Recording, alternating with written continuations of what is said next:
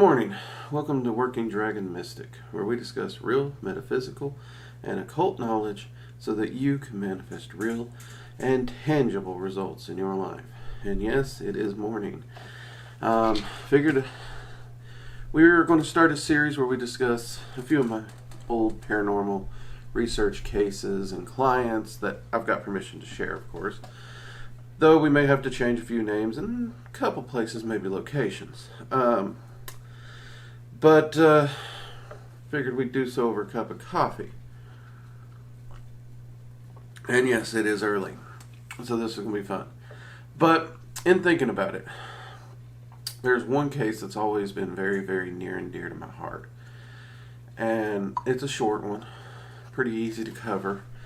And I thought it would be fair to do so. Give me a second. My phone apparently still thinks. There we go. Okay, now we're good. Again, morning coffee, you know how that goes. Okay.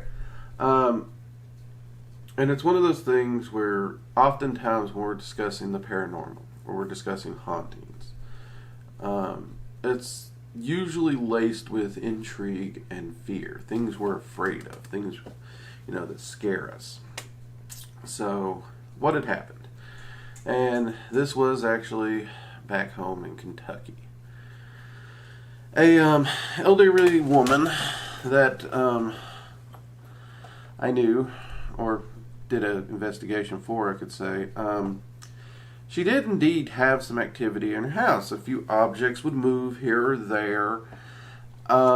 She occasionally heard voices. It was usually something that's "good morning, how are you?" It was really kind of off the wall. Little tiny pieces of almost casual greeting and conversation. But beyond that, we didn't notice any, no activity for her to be afraid of or anything, and she was fine with that.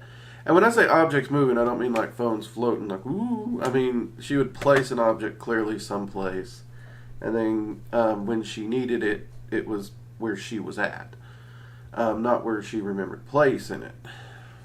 Given age, we all, people will say, well, there's no evidence to that because, she could have just forgot. And that's fair. So, here's the kicker, and here's why I adore and love this case so much. This wonderful woman was determined to maintain her independence. But one summer, she took a bad tumble. Okay, it was bad. She hit the floor, and she could not get up. And her little alert device, emergency device, she didn't have it on her. So she began to cry out for help. Now the thing is, she hadn't seen anyone in 4 days. No one,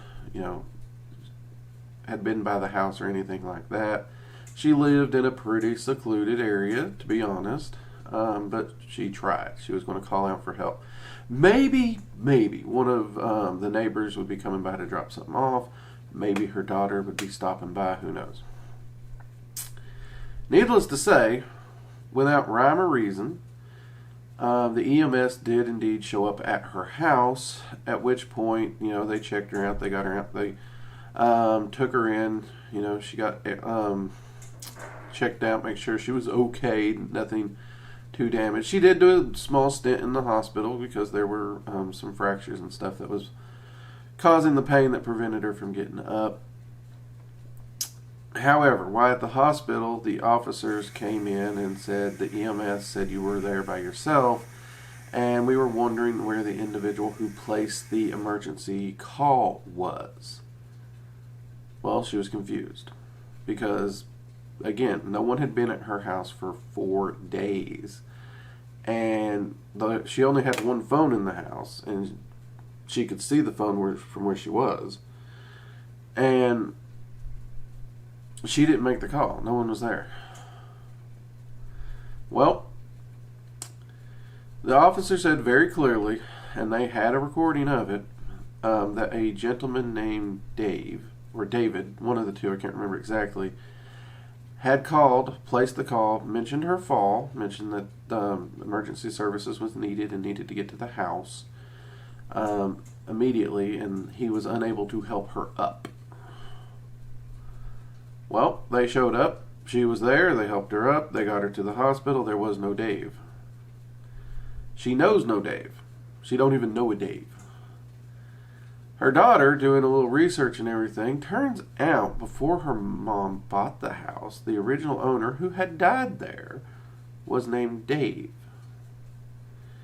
So what it appears we have here is the individual who has been haunting the house, very likely the previous owner, and for all intents and purposes, it actually looks as if this ghost actually placed an emergency call to help this wonderful woman out and get her the help she needed.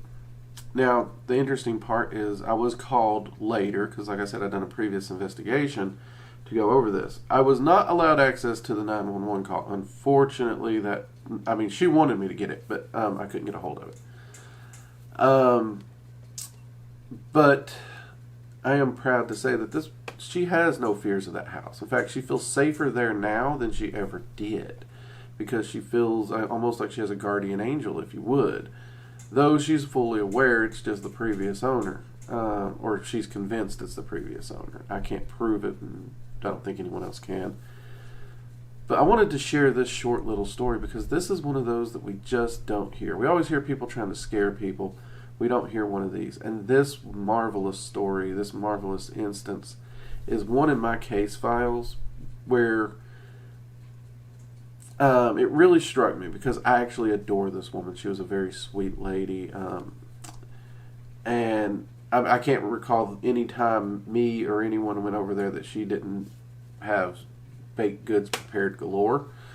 She was very kind, very giving, very understanding. She was the salt of the earth, if you would. But that one always stuck with me, and I figured that is definitely the right way to get started on such a wonderful, heartwarming note. Because undoubtedly, as we go down this rabbit hole, we will cover plenty of the other stuff, the spooky and whatnot. And hopefully, as I go through my old files and everything, I can find more like this one. This one just, it's always stuck with me.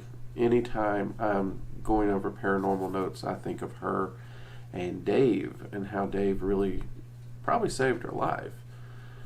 Because she probably wouldn't have got another visitor for days. Let's be honest. She probably wouldn't have. So, there you go. Anyways, I hope this story entertained you a little bit. I hope you enjoyed hearing about it. And if you did, and you like paranormal content or you like occult content, be sure to subscribe and hit the like button and click that bell icon so you're notified anytime we release a new video or do a live stream. Alright, and until next time, I'm Drake. This has been Working Dragon Mystic. I'm going to go finish my coffee. You have a great day. Bye-bye.